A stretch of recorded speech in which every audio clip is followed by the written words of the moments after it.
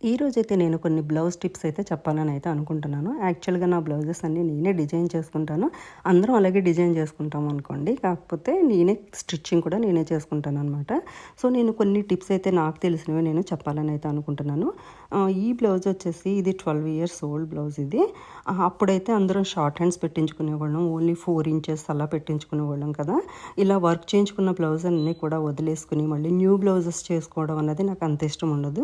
ఆ ఉన్న బ్లౌజులనే రీక్రియేట్ చేయాలని అయితే నేను అనుకుంటాను అనమాట. ఇలా మ్యాచ్ అయ్యే షిఫాన్ మెటీరియల్ ఒకటి హ్యాండ్స్కి తీసుకున్నాను. తీసుకుని ఆ పైన 4 ఇంచెస్ హ్యాండ్స్ వచ్చినవి తీసేసి ఇలాగా బార్డర్ లాగా వేసేసుకున్నాను అనమాట.